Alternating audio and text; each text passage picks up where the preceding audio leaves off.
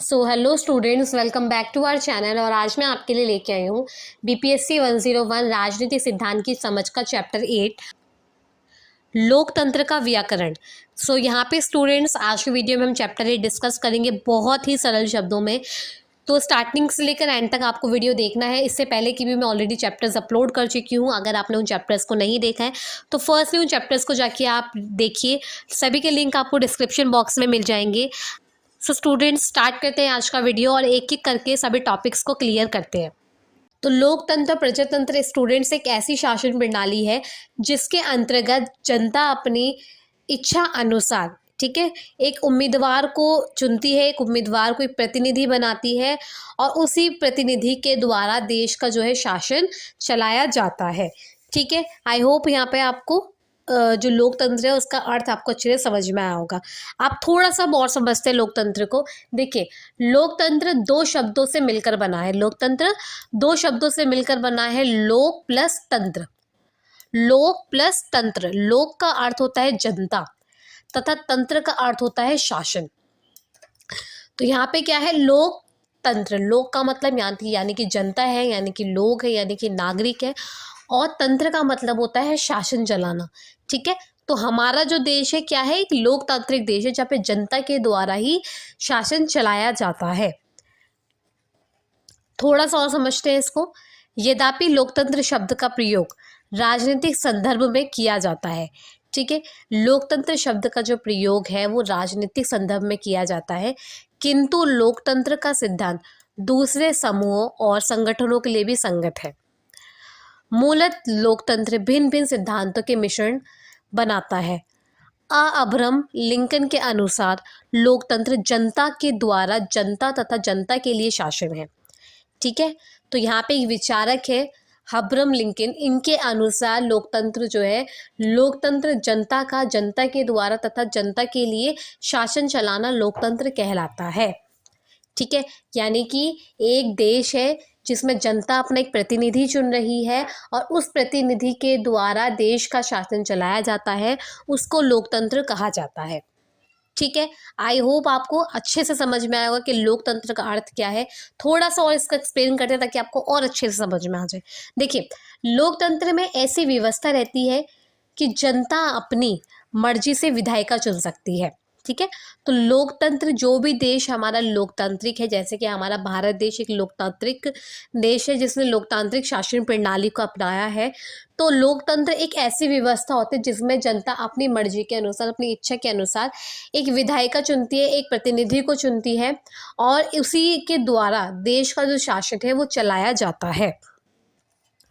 लोकतंत्र एक प्रकार का शासन व्यवस्था है जिसमें सभी व्यक्तियों को समान अधिकार होता है। एक अच्छा लोकतंत्र वह है जिसमें राजनीतिक और सामाजिक न्याय के साथ आर्थिक न्याय की व्यवस्था भी हो। तो लोकतंत्र क्या है, जिसमें सभी व्यक्तियों को यानी कि सभी नागरिकों को समान अधिकार प्राप्त हो। जैसा कि आपको पता ही है कि हमारे देश में अलग अलग विभिन्नताओं के लोग हैं। विभिन्नताओं के कैसे लोग हैं, किसी की जाति अलग है, किसी का रंग भेद है, किसी का लिंग अलग है। तो ये सब क्या है, अलग अलग विभिन्नताओं वाला जो हमारा देश है। जैसा कि स्टूडेंट्स आपको पता है कि जो हमारा भारत देश है वो विभिन्नताओं से भरा हुआ देश है। कैसे, जिसमें अलग अलग धर्म, अलग अलग जाति के लोग रहते हैं। ठीक है, तो इस दौरान जो समानता है वो होना काफ़ी ज़्यादा ज़रूरी है। तो जैसे कि जिन भी देशों ने लोकतांत्रिक शासन प्रणाली को अपनाया है, जैसे हमारे भारत देश ने लोकतंत्र शासन प्रणाली को अपनाया है, तो उसके अंदर सभी व्यक्तियों को समान अधिकार प्राप्त हुए हैं। ठीक है, एक अच्छा लोकतंत्र वह है जिसमें राजनीतिक और सामाजिक न्याय के साथ साथ आर्थिक न्याय होना भी बहुत ही ज़्यादा आवश्यक है। ठीक है, देश में क्या शासन प्रणाली लोगों को सामाजिक, राजनीतिक तथा धार्मिक स्वतंत्रता प्रदान करती है। तो देश में जो लोकतांत्रिक शासन प्रणाली है वो लोगों को सामाजिक, राजनीतिक तथा धार्मिक स्वतंत्रता प्रदान करती है। तो आई होप यहाँ पे आपको लोकतंत्र का अच्छे से समझ में आया होगा। लोकतंत्र क्या है, जहाँ पे जनता के द्वारा एक प्रतिनिधि चुना जाता है और उस प्रतिनिधि के द्वारा देश का जो है शासन चलाया जाता है, वह लोकतंत्र कहलाता है। ठीक है, आगे देखते हैं। कहीं भी किसी भी टॉपिक में डाउट्स वगैरह हो वो आप मुझे कमेंट सेक्शन में क्लियर कर लीजिएगा या फिर आप डायरेक्ट मुझे कांटेक्ट कर सकते हैं। ठीक है, नेक्स्ट जो हमारा टॉपिक है वो है लोकतंत्र के मुख्य सिद्धांत। मोस्ट इम्पॉर्टेंट है। ठीक है, मोस्ट इम्पॉर्टेंट है, आप इनको नोट डाउन कर सकते हैं और बहुत ईजी लैंग्वेज में आपको ये वाला टॉपिक भी मैं आपको समझाऊंगी। ठीक है, क्योंकि आपके एग्जाम में ये वाला जो मुख्य सिद्धांत वाला है ये आपका आने के काफ़ी ज़्यादा चांसेस होते हैं। पहला है लोकतंत्र का पुरातन उदारवादी सिद्धांत। ठीक है, लोकतंत्र का पुरातन उदारवादी सिद्धांत। लोकतंत्र की उदारवादी परंपरा में, ठीक है, लोकतंत्र की उदारवादी परंपरा में स्वतंत्रता, समानता, अधिकार, धर्मनिरपेक्षता और न्याय जैसी अवधारणाओं को प्रमुख स्थान रहा है। तो जो हमारा पहला सिद्धांत है वो है उदारवादी सिद्धांत, जिसमें उदारवादी सिद्धांत में उदारवादी जो हमारे विचारक हैं उन्होंने स्वतंत्रता, समानता, अधिकार, धर्मनिरपेक्ष और न्याय जैसी अवधारणाओं को बहुत ही प्रमुख स्थान दिया है। ठीक है, उदारवादी जो चिंतक है, ठीक है, उदारवादी चिंतक आरंभ से ही इन अवधारणाओं को मूर्त रूप से देने वाले सर्वोत्तम प्रणाली के रूप में लोकतंत्र की वकालत करते रहे हैं। उदारवादी जो विचारधारा है उन्होंने शुरुआत से ही स्वतंत्रता, समानता, अधिकार, धर्मनिरपेक्षता और न्याय पे काफ़ी ज़्यादा जोर दिया है। ठीक है, और इन्होंने लोकतंत्र में काफ़ी ज़्यादा इनकी वकालत करी है। थॉमस हब्स क्या है, एक अपने विचारक है। थॉमस हब्स ने अपनी पुस्तक लेवियथन, जो कि 1691 में प्रमुख लोकतांत्रिक सिद्धांत की वकालत करते हुए लिखी। ठीक है, थॉमस हब्स ने एक पुस्तक लिखी थी जिसका नाम था लेवियथन। ठीक है, जो 1691 में लिखी। ठीक है, उसमें लोकतंत्र सिद्धांत की वकालत के तौर पे उन्होंने कुछ लिखा। सरकार का निर्माण जनता द्वारा एक सामाजिक संविदा के तहत होता है। ठीक है, तो उन्होंने अपनी पुस्तक में लिखा कि जो सरकार है उसका जो निर्माण है वो किसके द्वारा होता है, जनता के द्वारा होता है। ठीक है, जॉन लॉक का कहना है, जॉन लॉक कौन है, विचारक है, बहुत ही मशहूर विचारक है। इन्होंने अपने क्या विचार रखे वो जानते हैं। जॉन लॉक का कहना था कि सरकार जनता के द्वारा और उसी के हित के लिए होनी चाहिए। ठीक है, उनका कहना ये है कि जो सरकार है वो जनता के हित में होनी चाहिए, यानी कि जनता को अधिकार है कि वो किसको प्रतिनिधि बनाना चाहती है, वो किसके द्वारा अपने देश का शासन चलाना चाहती है। ठीक है, तो उनका मानना ये था कि जो सरकार है वो जनता के द्वारा ही उसी के हित में होनी चाहिए। एडम स्मिथ ने क्या कहा वो जानते हैं। एडम स्मिथ ने मुक्त बाजार का प्रतिमान इस लोकतांत्रिक आधार पर ही प्रस्तुत किया। प्रत्येक व्यक्ति का उत्पादन करने, खरीदने और बेचने की स्वतंत्रता है। ठीक है, अब एडम स्मिथ ने क्या कहा, उन्होंने एक मुक्त बाजार शब्द का प्रयोग करा। ठीक है, समझना थोड़ा सा, मुक्त बाजार का प्रयोग करा। मुक्त बाजार में उन्होंने ये कहा कि सभी व्यक्ति को, सभी नागरिकों को, सभी मनुष्यों को ये अधिकार है कि वह अपना उत्पादन करने, खरीदने और बेचने की स्वतंत्रता रखता है। ठीक है, तो ये सभी व्यक्तियों का एक तरीके से क्या है, अधिकार है, सभी व्यक्तियों को स्वतंत्रता है। ये किसका कहना है, एडम स्मिथ का। प्रसिद्ध उपयोगितावादी दार्शनिक मिल और बेथम ने पूरी तरह लोकतंत्र का समर्थन किया। ठीक है, तो जो मिल और बेथम है इन्होंने पूरी तरीके से जो लोकतंत्र है उसका बहुत ही ज़्यादा सपोर्ट करा, बहुत ही ज़्यादा समर्थन करा। ठीक है, और काफ़ी ज़्यादा इसमें अपना योगदान भी दिया और उपयोगितावादी के माध्यम से इसे प्रभावी बौद्धिक आधार प्रदान किया। ठीक है, तो आई होप यहाँ पे स्टूडेंट्स आपको उदारवादी सिद्धांत आपको अच्छे से समझ में आया होगा कि उदारवादी सिद्धांत में स्वतंत्रता, समानता, अधिकार, धर्मनिरपेक्ष, न्याय जैसी अवधारणा को काफ़ी ज़्यादा जोर दिया। ठीक है, तो आई होप आपको अच्छे से समझ में आया होगा। नहीं समझ में आया तो प्लीज़ एक बार रिपीट करके आप दोबारा से इसको सुनने की कोशिश करें, क्योंकि मैंने बहुत ही आसान शब्दों में आपको समझाने की कोशिश करी है। ठीक है, यहाँ पे देखिए नेक्स्ट जो हमारा सिद्धांत है वो है लोकतंत्र का बहुलवादी सिद्धांत। लोकतंत्र का बहुलवादी सिद्धांत भी जन सामान्य के बदले समूहों की भूमिका पर बल देता है। कुछ विचारकों ने लोकतंत्र संबंधी ऐसे सिद्धांतों का निरूपण किया है जो अभिजन सिद्धांत और बहुलवादी सिद्धांत का मिश्रण है। ठीक है, लेकिन ये भी सही है कि बहुलवादी सिद्धांत की उत्पत्ति अभिजन सिद्धांत की आशंकीय प्रतिक्रिया के रूप में हुई है। लेकिन अभिजन सिद्धांत एक ऐसी स्थिति के निर्माण से संतुष्ट है जिसमें सत्ता ऐसी अभिजन वर्ग में निहित होती है जो महत्वपूर्ण निर्णय लेता है। देखिए यहाँ पे ना दो शब्दों का प्रयोग किया गया है, एक है बहुलवादी सिद्धांत और दूसरा है अभिजन सिद्धांत। ठीक है, दोनों ही ये अपने एक दूसरे से अलग हैं, लेकिन दोनों को एक साथ दोनों का एक साथ मिश्रण देखने को मिलता है। कैसे? देखो, अभिजन सिद्धांत जो है वो एक ऐसी स्थिति का निर्माण करते हैं जो अभिजन वर्ग में निहित होती है। ठीक है, और लेकिन जो बहुलवादी एक ऐसी प्रणाली है जो उदारवादी लोकतंत्र में अभिजनवाद की प्रवृत्ति को निष्प्रभावी कर देगा और सही जनकंषा को प्रकट करेगा। ठीक है, तो जो हमारी अभिजन वर्ग, जो अभिजन सिद्धांत है, वो एक ऐसी स्थिति का निर्माण करते हैं जो अभिजन वर्ग में निहित होती है। दूसरी ओर बहुलवादी एक ऐसी प्रणाली है, ठीक है, एक ऐसी प्रणाली को जोड़ देता है जो कि उदारवादी लोकतंत्र में अभिजनवाद की प्रवृत्ति को निष्प्रभावी कर देगा। ठीक है, तो दोनों में काफी ज्यादा अंतर है, लेकिन दोनों का जो मिश्रण है वो एक साथ ही किया गया है। हमारा जो नेक्स्ट जो हमारा सिद्धांत है वो है लोकतंत्र का सहभागिता सिद्धांत। ठीक है, इसको हम अच्छे से समझते हैं। राजनीतिक क्रियाकलाप में सहभागिता लोकतंत्र का मूल तत्व है। तो राजनीति में जो सहभागिता है वो लोकतंत्र का एक बहुत ही महत्वपूर्ण तत्व है। इस लाइन को समझते हैं। देखिए, राजनीति क्या है? ठीक है, पॉलिटिक्स। राजनीति जो है हमारी सरकार है जिसके द्वारा देश का शासन चलाया जाता है। ठीक है, जिसमें काफ़ी जो हमारे उम्मीदवार जो होते हैं वो उसमें बैठे होते हैं और देश का शासन चलाते हैं। तो ऐसे में लोगों की सहभागिता होना काफ़ी ज़्यादा ज़रूरी है। लोग कौन? जनता, नागरिक। ठीक है, तो यहाँ पे लोकतंत्र की सहभागिता सिद्धांत से ये है कि राजनीतिक क्रियाकलाप में जो सहभागिता है लोगों की, जनता की, वो होना काफ़ी ज़्यादा आवश्यक है। ठीक है, क्यों आवश्यक है वो जानते हैं, लेकिन खासकर जो पूंजीवादी जो लोकतंत्र वाले देश होते हैं, ठीक है, वह चुनावों में मतदान तक ही सीमित रहता है। यानी कि जो पूंजीवादी जो लोकतंत्र वाले जो देश होते हैं स्टूडेंट्स, वो हमारे जो जनता होती है, जो नागरिक होते हैं, उनको केवल चुनावों तक ही सीमित रखती है। ठीक है, जो पूंजीवादी लोग होते हैं। ठीक है, लेकिन जो हमारा लोकतंत्र देश है, जो हमारा भारत देश है, उसने सहभागिता सिद्धांत को अपनाया है। कैसे अपनाया है? जैसे जो भी हमारी राजनीति है, ठीक है, उसमें लोगों की भागीदारी होना। ठीक है, क्योंकि लोगों को भी पता होना चाहिए कि मतलब कौन उम्मीदवार हमारे देश के लिए सही है। ठीक है, कौन क्या है, कोई भी उम्मीदवार सरकार को भ्रष्ट ना करे। ठीक है, तो ये सारी चीज़ें क्या है, लोगों का होना काफ़ी ज़्यादा ज़रूरी है। लोगों का राजनीतिक सहभागिता में होना काफ़ी ज़्यादा आवश्यक माना जाता है। थोड़ा सा और समझते हैं इसको।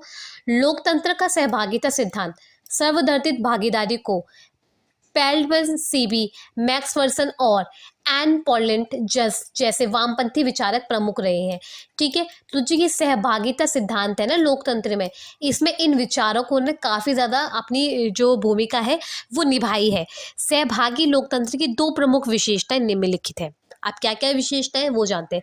आई होप आपको लोकतंत्र सहभागिता सिद्धांत का अर्थ आपको समझ में आया होगा, जिसमें जनता की भागीदारी होती है, जिसमें जनता भी अपना कुछ योगदान देती है राजनीति में। ठीक है, वो भी कुछ चीज़ों पे ध्यान देते हैं कि कौन सी सरकार अच्छी है, कौन सी सरकार देश का भला कर रही है, कौन सा जो सरकार है वो देश के लिए काफ़ी ज़्यादा सही है और देश का शासन ठीक ढंग से चला सकती है। ठीक है, जैसे काफ़ी सारी चीज़ें होती है, जैसे कि स्वच्छता, सुरक्षा, तो इनमें भी जो जनता है वो काफ़ी ज़्यादा अपनी सहभागिता को दिखाती है। तो ये हमारा क्या कहलाता है? लोकतंत्र सहभागिता सिद्धांत। आप देखिए कुछ विशेषता यहाँ पे दे रखी, दो विशेषताएं इसकी दे रखी है, यहाँ पे आपको और अच्छे से क्लियर हो जाएगा। निर्णय लेने की प्रक्रिया का इस रूप में विकेंद्रीकरण कि उन निर्णयों से प्रभावित होने वाले लोगों तक नीति निर्धारण किया जा सके। ठीक है, यानी कि जनता का भी एक अधिकार होता है निर्णय लेने का। ठीक है, सही निर्णय लेने का, नीति बनाने का। ठीक है, राजनीति में। दूसरा है नीति निर्धारण में सामान्य जन के प्रत्यक्ष हिस्सेदारी, मतलब जो हमारी राजनीति है उसमें बराबर की हिस्सेदारी होती है, किसकी? जनता की। ठीक है, सहभागिता सिद्धांत के समर्थकों के अनुसार लोकतंत्र वास्तविक तथा प्रत्येक व्यक्ति का समान सहभागिता है। ठीक है, तो लोकतंत्र में क्या है? प्रत्येक व्यक्ति यानी कि हर नागरिक का समान रूप से सहभागिता होती है राजनीति में।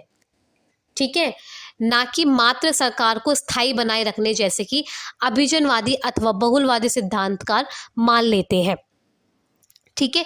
तो इसमें क्या है, ये बताया गया है कि जो जनता है वो एक तरीके से समान सहभागिता रखती है, अपना समान अधिकार रखती है राजनीति में अपना निर्णय लेने का, अपना नीति बनाने का। ठीक है, उनको पूरा पूरा अधिकार होता है कि वो समूह बना सके, अपना नीति कर सके, अपना एक निर्णय ले सके। तो वो उनका एक समान अधिकार दिया गया है उनको। ना कि जैसा आप देखते हो कई देश ऐसे होते हैं जहाँ पे जनता का केवल किस लिए यूज होता है, मतदान के लिए। मतलब वोट दिया, एक प्रतिनिधि बनाया, बात खत्म। लेकिन यहाँ पे क्या है, जो देश हमारे लोकतांत्रिक जो देश होते हैं वहाँ पे क्या होता है, जनता की पूरी पूरी सहभागिता होती है। मतलब पूरी पूरी लोग जो है वो उसमें भाग लेते हैं, अपना निर्णय लेते हैं, अपनी नीति बनाते हैं, अपना समूह बनाते हैं और राजनीति में भी अपना काफ़ी ज़्यादा योगदान देते हैं। जो सरकार देश के लिए सही नहीं होती है उसको हटा दिया जाता है और दूसरे उम्मीदवार के लिए दोबारा से चुनाव किए जाते हैं। ठीक है, एक तरीके से कहने का मतलब ये है कि जनता के पास पूरी पूरी शक्तियाँ होती है, किस उम्मीदवार को रखना है, किस उम्मीदवार को हटाना है। ठीक है, तो ये सारी क्या है, जनता की काफ़ी ज़्यादा जो सहभागिता है वो देखने को मिलती है। सच्चे लोकतंत्र का निर्माण तभी हो सकता है जब नागरिक राजनीतिक दृष्टि से सक्रिय हो और प्रमुख समस्या में निरंतर अभिरुचि लेते रहे। समझना इसको। देखो, एग्जाम्पल मैं आपको देती हूँ। एक व्यक्ति है, ठीक है, एक व्यक्ति है। मेरी ड्राइंग थोड़ी अच्छी नहीं है तो प्लीज़ ऐसे समझ लेना थोड़ा सा। देखो, एक व्यक्ति ये है और दूसरा व्यक्ति ये, ठीक है। एक व्यक्ति जो है इसको काफ़ी ज़्यादा रुचि है कि मतलब ये इसको ना मतलब काफ़ी ज़्यादा इंटरेस्ट है कि ये राजनीति में क्या हो रहा है, किस प्रकार से कार्य हो रहा है। ठीक है, तो उसमें काफ़ी ज़्यादा इसको मतलब एक तरीके से बहुत इंटरेस्ट है। ठीक है, तो ये इंटरेस्ट रखता है कि हाँ भाई मैंने अपना वोट दिया है तो ये सरकार किस तरीके से काम कर रही है, तो इसको काफ़ी ज़्यादा इंटरेस्ट है उस चीज़ को जानने में। अगर नहीं काम करे तो वो उस दूसरे टाइम से वो उस पार्टी को नहीं चुनेगा। ठीक है, अब वहीं और दूसरी ओर एक व्यक्ति है जिसने अपने वोट का प्रयोग तो करा लेकिन उसको कोई मतलब नहीं कि सरकार क्या काम कर रही है, ठीक ढंग से काम कर रही है नहीं कर रही है, उसको कोई मतलब नहीं है। तो यहाँ पे सीधा सा कहने का मतलब ये है कि एक सच्चे लोकतंत्र का निर्माण तभी होता है जब नागरिक राजनीति पर अपनी एक दृष्टि रखता है, उस पर ध्यान देता है कि कौन सरकार अच्छा कार्य कर रही है और समस्याओं को सुलझा रही है और समस्याओं का समाधान कर रही है। ठीक है, सक्रिय सहभागिता इसलिए आवश्यक है, समझ आ रही है, इसलिए जनता का भाग लेना राजनीति में काफ़ी ज़्यादा जरूरी है, काफ़ी ज़्यादा आवश्यक है, ताकि सरकार की भी जो सच्चाई है वो पता लगे और जो सरकार अच्छे से काम कर रही है आप उस पर ध्यान दे सके। अगर सरकार ठीक ढंग से काम नहीं कर रही तो आप उस पर अपना विचार अपना व्यक्त करें, ठीक है, अपनी बात उठाएं और दूसरे टाइम से सरकार को ना रखें। तो एक तरीके से कहने का मतलब ये है कि जनता का राजनीति में सहभागिता होना काफ़ी ज़्यादा आवश्यक माना जाता है। ठीक है, ताकि समाज के प्रमुख संस्थाओं में पर्याप्त विनिमय हो और राजनीतिक दलों से अधिक खुलापन और उत्तरदायित्व के भाव हो। ठीक है, तो एक तरीके से राजनीतिक जो दल है उनसे एक तरीके से जो जनता है वो घुल मिल सके और जो भी समस्या है वो उनको अच्छी तरीके से बता सके और अपने उत्तरदायित्व के भी भाव हमें देखने को उसमें मिलते हैं। आई होप आपको सहभागिता सिद्धांत अच्छे से समझ में आया होगा। नहीं समझ में आया, वीडियो को आप रिपीट सुन सकते हैं। किसी भी टॉपिक में कहीं भी दिक्कत होती है कमेंट सेक्शन में डायरेक्ट आप मुझे व्हाट्सअप कर सकते हैं। सो नेक्स्ट हमारा सिद्धांत है लोकतंत्र का मार्क्सवादी सिद्धांत। ठीक है, मैं उम्मीद करती हूँ आपको स्टूडेंट्स अच्छे से टॉपिक आपको समझ में आ रहे होंगे। मैं बहुत ही कोशिश कर रही हूँ कि आपको और सरल शब्दों में आपको उदाहरण के साथ साथ में आपको समझाने की। ठीक है, इसको थोड़ा सा क्लियर कर देते हैं।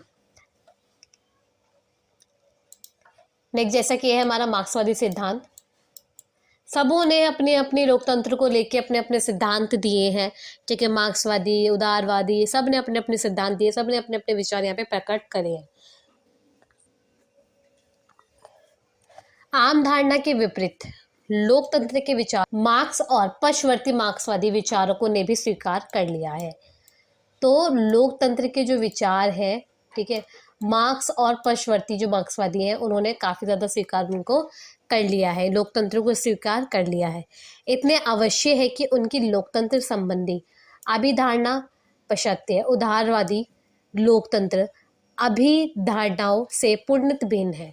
चूंकि मार्क्सवादी का मानना है कि पूंजीवादी व्यवस्था में लोकतंत्र अधिकार सही अर्थ में आम जनता के पास नहीं होगा, सिर्फ साधन संपन्न वर्ग के हाथ में होता है।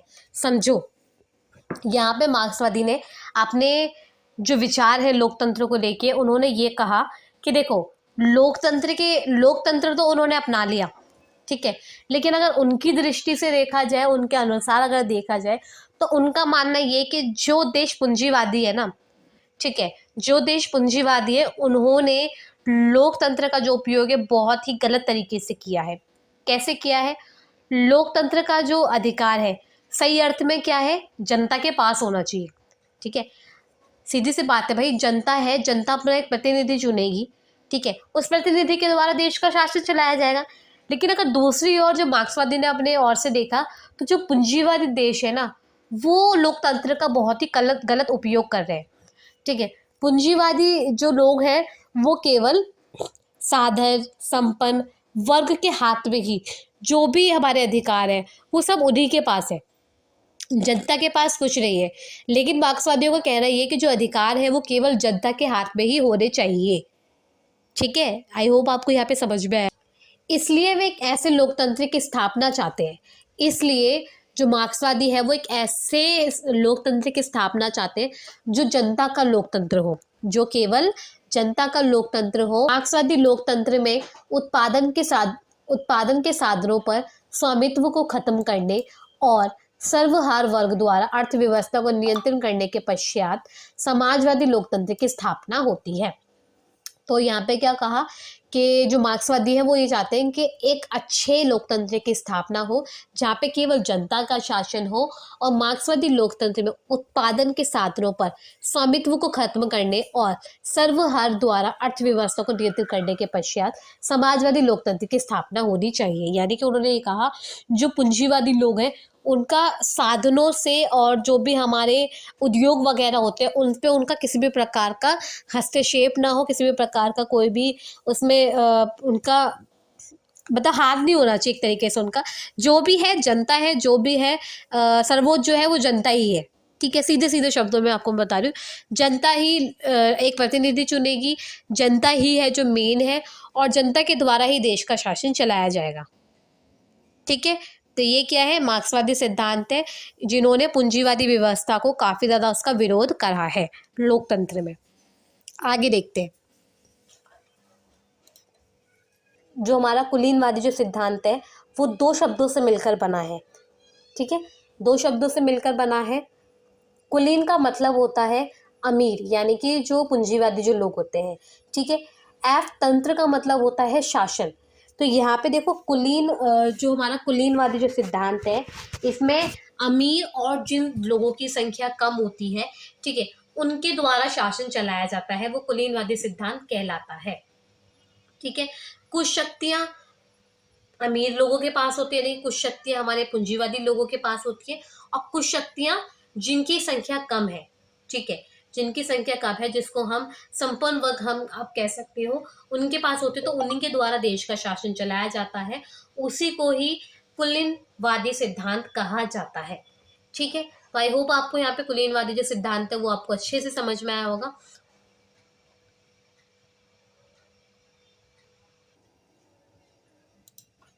नेक्स्ट टॉपिक है लोकतंत्र के प्रकार।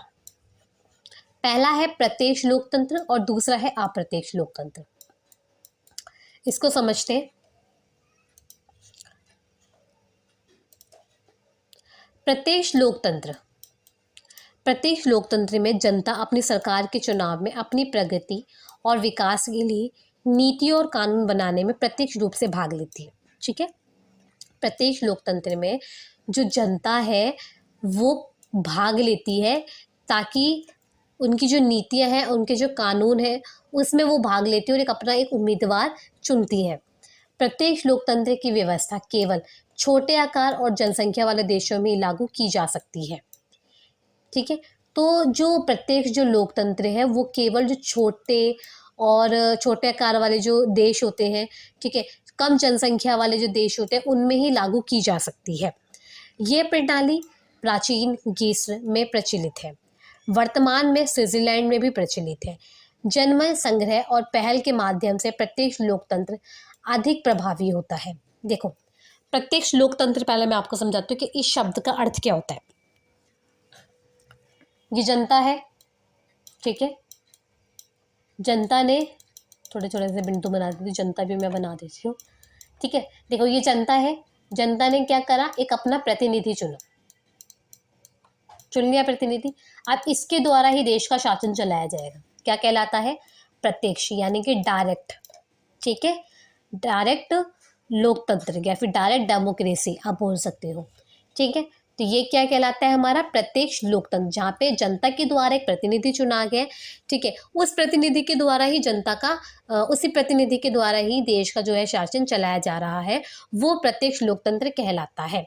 लेकिन प्रत्यक्ष लोकतंत्र केवल जिन देशों की संख्या कम होती है, ठीक है, जिस देश में जनता की संख्या कम होती है और जो छोटे आकार के होते हैं, उसी देश में ही प्रत्यक्ष लोकतंत्र को लागू किया जा सकता है।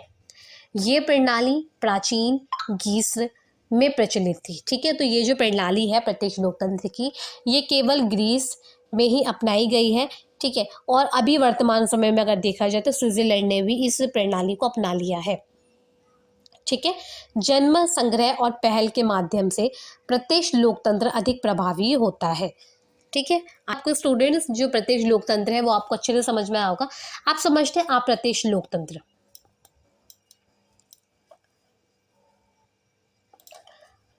आप प्रत्यक्ष लोकतंत्र क्या होता है? भारत, संयुक्त राज्य अमेरिका और ऐसे अन्य देशों में, जैसे बड़े देशों में आप प्रत्यक्ष लोकतंत्र अधिक उपयुक्त है, ठीक है। तो ये सब कैसे देश हैं? बहुत ही अधिक जनसंख्या वाले देश हैं और इनके आकार भी बड़े हैं। तो इन देशों में अप्रत्यक्ष लोकतंत्र को अपनाया गया है। अप्रत्यक्ष लोकतंत्र में जनता समय समय पर होने वाले चुनावों के माध्यम से अपने प्रतिनिधियों का चुनाव करती है और उन्हें विधायी निकायों में भेजती है, और ये प्रतिनिधि कानून बनाने की प्रक्रिया में शामिल होते हैं और प्रशासन को नियंत्रित भी करते हैं, और इसे प्रतिनिधि को लोकतंत्र के रूप में भी जाना जाता है, ठीक है। देखो, प्रत्यक्ष लोकतंत्र में हमने क्या पढ़ा? जहाँ पे जनता ने एक प्रतिनिधि को चुना और वो प्रतिनिधि देश का शासन चला रहा है। समझ में आया? ठीक है, ये क्या कहलाता है? हमारा प्रत्यक्ष लोकतंत्र। वहीं दूसरी ओर अगर हम जाने तो दूसरी ओर क्या हुआ है, यानी कि अप्रत्यक्ष, जिसको हम इनडायरेक्ट कहते हैं। जनता है, जनता ने एक प्रतिनिधि को चुना और उस प्रतिनिधि ने किसी दूसरे प्रतिनिधि को चुना, ये कहलाता है इनडायरेक्ट, ठीक है। तो ये सब क्या होता है? प्रत्यक्ष लोकतंत्र और अप्रत्यक्ष लोकतंत्र। प्रत्यक्ष लोकतंत्र एक छोटे आकार और कम जनसंख्या वाले देशों में ही लागू किया जा सकता है, और अप्रत्यक्ष लोकतंत्र बड़े बड़े जो देश होते हैं जैसे भारत, संयुक्त राज्य अमेरिका, तो इन देशों में अप्रत्यक्ष लोकतंत्र शासन प्रणाली को अपनाया गया है। और इसमें क्या होता है? जनता समय समय पर चुनावों में भाग लेती है और एक अपने प्रतिनिधि को चुनती है, और उन्हीं प्रतिनिधियों के द्वारा कानून बनाने की प्रक्रिया भी होती है, ठीक है, और वो उसमें शामिल भी होते हैं और उन्हीं के प्रशासन में नियंत्रण भी होते हैं। इन्हीं प्रतिनिधियों को लोकतंत्र के रूप में भी जाना जाता है, ठीक है। तो आई होप यहाँ पे आपको अच्छे से समझ में आएगा प्रत्यक्ष लोकतंत्र और अप्रत्यक्ष लोकतंत्र। प्रजातंत्र की विशेषताएं, प्रजातंत्र को ही लोकतंत्र कहते हैं, तो आप प्लीज कंफ्यूज मत होइएगा, ठीक है। प्रजातंत्र की विशेषताएं क्या है वो हम जान लेते हैं। ये भी मोस्ट इम्पॉर्टेंट टॉपिक है, ठीक है। सारे ही टॉपिक इम्पॉर्टेंट है तो आप इनको नोट डाउन कर सकते हैं। पहला है वयस्क मताधिकार, ठीक है। जिन भी देश में शासन प्रणाली को अपनाया गया है, सभी लोकतांत्रिक शासन प्रणाली वाले देशों में सभी नागरिकों को वोट डालने का अधिकार है, बिना किसी भेदभाव के, बिना किसी जाति धर्म के, ठीक है। सभी व्यक्तियों को अधिकार है, जो भी व्यक्ति की आयु 18 वर्ष से ऊपर है। जनता की इच्छा सर्वोच्च है, यानी कि जनता जो है वो सबसे सर्वोच्च है और जनता की इच्छा के अनुसार ही जो देश का शासन है वो चलाया जाता है। उत्तरदायी सरकार है, जनता के द्वारा चुने हुए ही प्रतिनिधि सरकार में शामिल होते हैं। बहुमत द्वारा निर्णय किया जाता है, यानी कि चुनाव में जिस भी पार्टी को सबसे ज़्यादा बहुमत मिलता है वही सरकार, वही पार्टी देश का शासन चलाती है। निष्पक्ष तथा समयबद्ध चुनाव है, यानी कि एक तरीके से न्यायपूर्ण सिद्धांत है, ठीक है, मतलब ठीक तरीके से न्याय किया जाता है। और सरकार के निर्णय में सलाह, दबाव तथा जनमत द्वारा जनता का हिस्सा, ठीक है, यानी कि जनता पूरी पूरी अपनी सहभागिता को दिखाती है सरकार में निर्णय लेने में, अपनी सलाह प्रकट करने में। ठीक है, निष्पक्ष न्यायपालिका तथा विधि का शासन है, यानी कि पूरी न्यायपूर्वक स्वतंत्र तरीके से जो न्यायपालिका है वो रखी गई है। न्यायपालिका हमारे देश की एकदम स्वतंत्र है और स्वतंत्र होकर ही जो न्याय है वो करती है।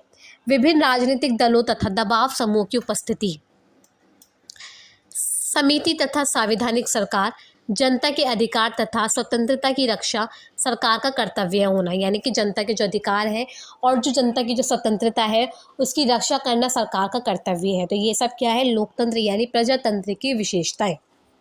शासन अनेक प्रकारों की आलोचना और दोषों के होते हुए भी उसका एक अपना महत्व है, यानी कि लोकतंत्र की काफ़ी लोगों ने आलोचना भी करी, काफ़ी लोगों ने इसको दोष भी दिया। तो अगर इन सब चीज़ों को अलग हटा के अगर देखा जाए तो लोकतंत्र का एक अपना ही महत्व है। क्या महत्व है, क्यों ज़रूरत है हमें लोकतंत्र की, किसी भी देश में लोकतांत्रिक शासन प्रणाली की क्यों आवश्यकता पड़ती है, वो इसको जानते हैं। लोकतंत्र की ज़रूरत के अनुरूप आचरण करने के मामले में लोकतांत्रिक शासन प्रणाली किसी अन्य शासन प्रणाली से बहुत ही बेहतर है।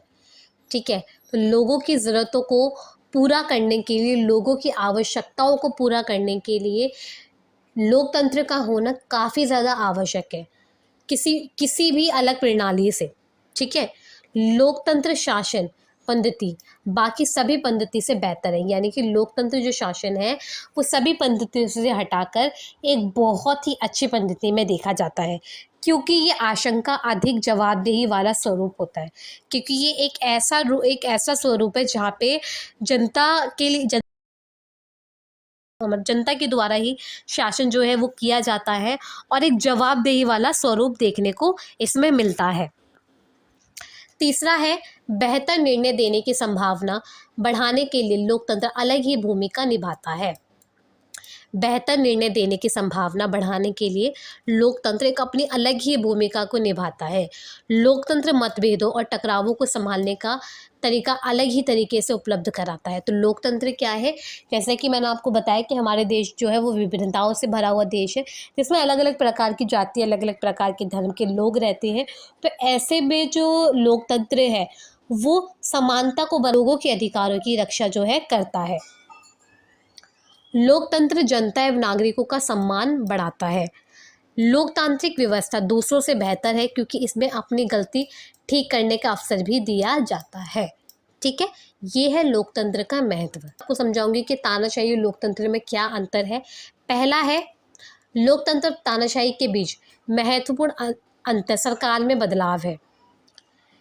तानाशाही में बिना चुनाव के एक पार्टी का शासन होता है, जबकि लोकतंत्र में नियमित और लगातार चुनाव होते हैं जिसमें सभी नागरिकों के वोट शामिल होते हैं। तानाशाही क्या है, जिसमें तानाशाही हो रही केवल एक ही पार्टी की। मान लो, तो तानाशाही का अर्थ क्या होता है, जैसे कि मान लो कोई भी एक पार्टी है, कोई भी एक सरकार है, केवल वही सरकार हर साल उसी का शासन चल रहा है, वो भी बिना किसी चुनाव के, बिना किसी मतदान के। ठीक है, तो वो क्या कहलाता है, तानाशाही। लोकतंत्र क्या है, जहाँ पे हर समय पे चुनाव होते हैं, लगातार नागरिक वोट देते हैं और जनता का उसमें भाग, मतलब जनता जो है उसमें भाग लेती है। ठीक है, तो वो कहलाता है लोकतंत्र। दूसरा जो है उदाहरण, एक लोकतंत्र में लोगों की आवाज़ शासनों के मामलों में प्राथमिकता लेती है, जबकि एक तानाशाही में लोगों को प्रभावी ढंग से खामोश कर दिया जाता है। लोकतंत्र में लोगों की जो आवाज़ है, जो भी उसके मामले हैं, वो प्राथमिक है, यानी कि सबसे ऊपर है लोगों की समस्याएं। वहीं दूसरी ओर तानाशाही में लोगों को खामोश कर दिया जाता है और सरकार के लिए उनकी कोई प्रासंगिकता नहीं होती। ये लोकतंत्र और तानाशाही के बीच एक बड़ा अंतर है। ठीक है, नेक्स्ट जो हमारा पॉइंट है, लोकतंत्र और तानाशाही के बीच एक और अंतर सरकार की जवाबदेही है, जो लोकतंत्र की प्राथमिकता विशेषता है। एक तानाशाही में सरकार नीतियों और विनियमों को लागू करने के लिए अनियंत्रित शक्ति रखते हुए अपनी इच्छा और इच्छा के अनुसार व्यवहार करती है। ठीक है, तो स्टूडेंट्स, ये सारे क्या है, लोकतंत्र और तानाशाही के बीच में अंतर। लोकतंत्र जहाँ पे जनता का ही शासन होता है, जनता अपनी इच्छा अनुसार ही जनता का शासन किया जाता है। तानाशाही जहाँ पे जबरदस्ती हो, केवल एक ही पार्टी का शासन हो, ये सबसे बड़ा उदाहरण होता है इसका ये। ठीक है, स्टूडेंट्स यहीं पे हमारा चैप्टर 8 लोकतंत्र कंप्लीट होता है।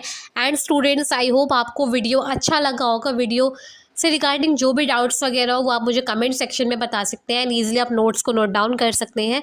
एंड स्टूडेंट्स अगर आपको वीडियो अच्छा लगा हो तो वीडियो को लाइक शेयर एंड कमेंट करिए, चैनल को सब्सक्राइब करें ऐसी और वीडियोज़ को देखने के लिए, और बेल आइकन को बजाना ना भूलें। स्टूडेंट्स मैं प्रेरणा सिंह मिलती हूँ आपसे नेक्स्ट वीडियो में।